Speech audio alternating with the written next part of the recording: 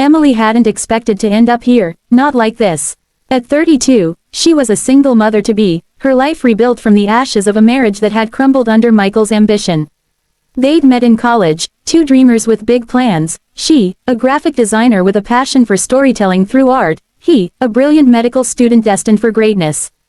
Their love had been electric, a whirlwind of late-night talks and shared dreams.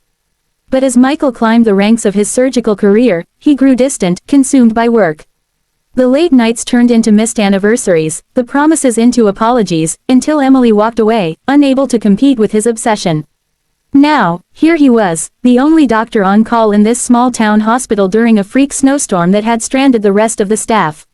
Fate, it seemed, had a cruel sense of humor. "Emily, focus on me," Michael said, his voice steady but laced with something deeper, regret, maybe. His surgical mask hid half his face, but those green eyes, the ones she'd once drowned in, were unmistakable. "You're doing great, just breathe," she wanted to scream, not from the pain but from the unfairness of it all. How could she trust him now, after everything? Yet, as another contraction hit, she had no choice. Her baby was coming, and Michael was her only lifeline. The labor was grueling, hours stretching into an eternity. Emily's best friend, Sarah, stood by her side, squeezing her hand, whispering encouragement. "You've got this, Em. You're stronger than you know." But Emily felt anything but strong. The weight of the past pressed down on her. Memories of Michael's betrayal, the late-night arguments, the divorce papers she'd signed with trembling hands. She'd moved back to their hometown to start over, to give her unborn daughter, Lily, a fresh start.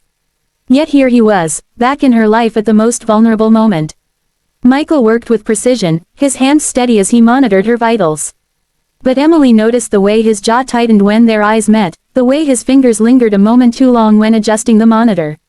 Was it guilt, or something else? "Emily," he said softly during a brief lull, "I know this isn't ideal.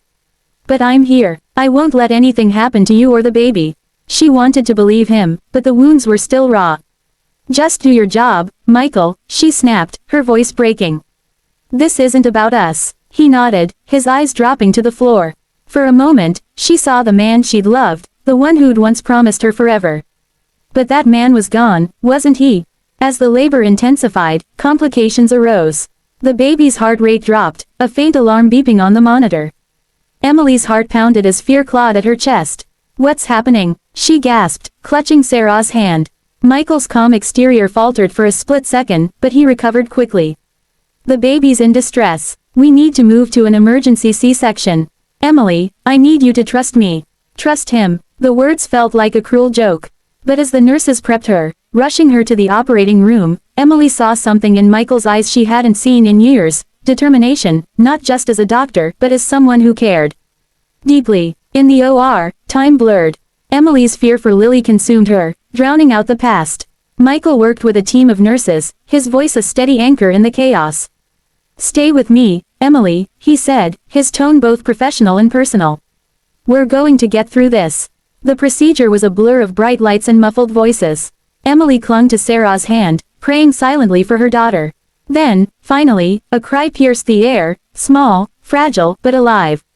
"Lily was here. She's perfect," Michael said, his voice thick with emotion as he lifted the tiny, squirming bundle. He carefully placed Lily in Emily's arms, their eyes meeting over the newborn. For a moment, the world stopped. Emily saw tears in Michael's eyes, a vulnerability he'd never shown during their marriage. But the story didn't end there.